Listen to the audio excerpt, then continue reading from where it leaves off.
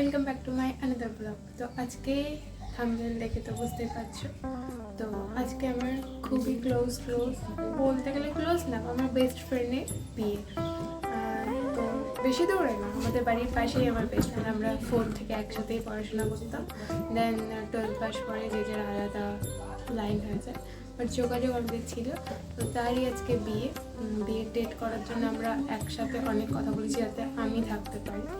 তো সেটা বড় কথা না, আজকে তাই বিয়ে। আর ছেলের বাড়ি অবভিয়াসলি তো একটু সেজে গুজে তো যেতেই হবে, বেস্ট ফ্রেন্ড বলে কথা। তো চলো রেডি হয়ে, এই শাড়িটা আজকে পরবো, চলো পরে দেখা হচ্ছে। Background ignore.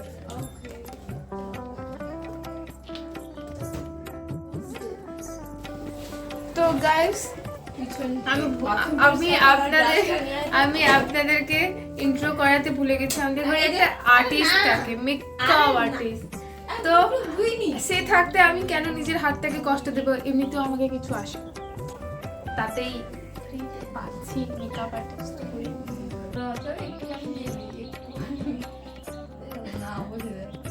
তুই আর কি বলতে তো 2টা বাজে যাবে।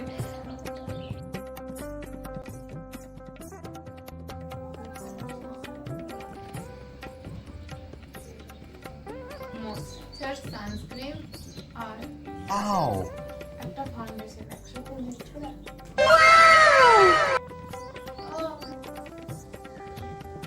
এই যে বললাম বাড়ির পাশেই ফ্রেন্ডের বাড়ি, তো ভাই ব্রাশ করছিল, ভাইকে নিয়ে টেনে নিয়ে বললাম চল ছেড়ে দিয়ে।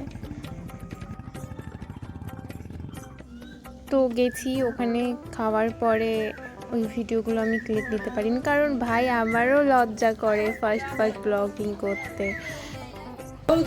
মেয়ের বাড়ি থেকে আশীর্বাদ করতে আসবে, তো তার জন্য আমরা রেডি হচ্ছি।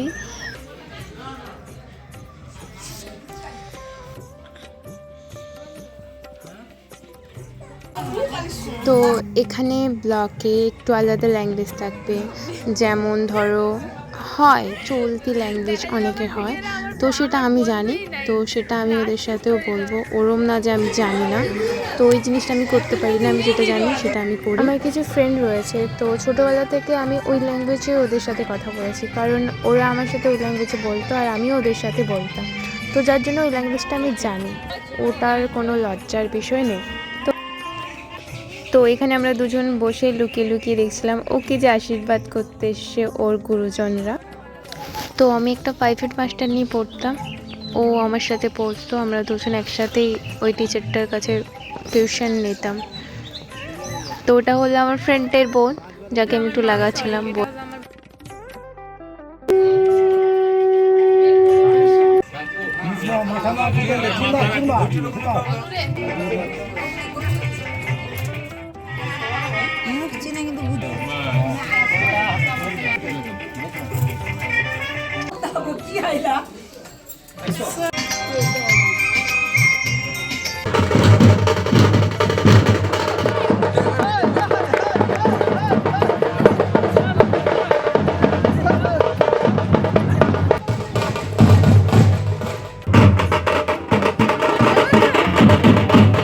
নিজের কনফিডেন্স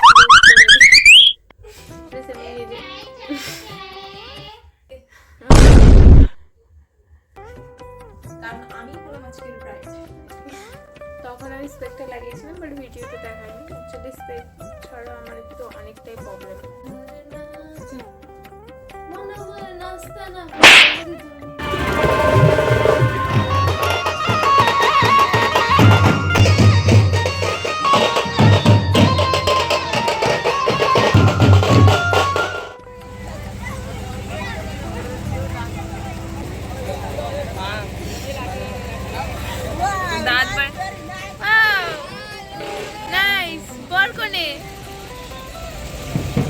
আমরা কোথায় যাচ্ছি বিয়ে করাতে? তুমি কি করতে যাচ্ছ বলো? ও কাকে বলছে?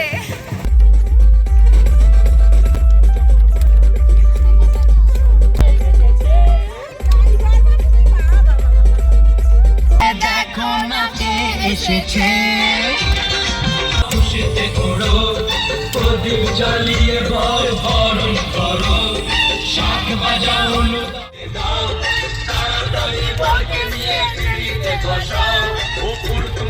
মন্ত্র পড়া শুরু।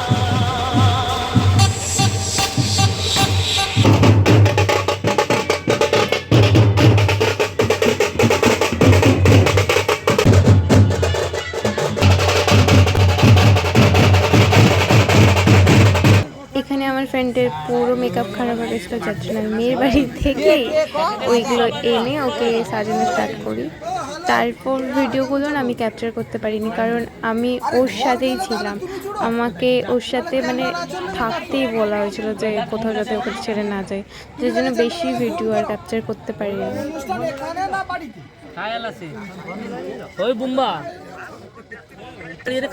আমাদের পরের ফাইনাল লুক এটা। এবার আমার সুন্দর বড় বড়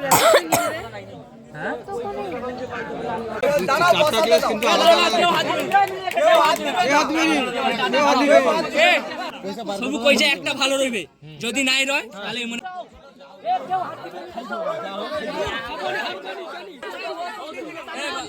তুই রেডি র ঝাল ঝাল খাওয়ার জন্য। সবই ঠিক ছিল। ভিডিওটা এডিট করতে গিয়ে আমি একটা জিনিস দেখতে পাই, সেটা হলো এই যে জাস্ট এটাই। কারণ ওই দিন আমরা ভাবছিলাম যে হয়তো কারোর হাত লেগে গেছে, কিন্তু সেটা আমাদের দল থেকেই কেউ একজন করেছে এই কাজটা। আচ্ছা এটা খা না, একটা খা না।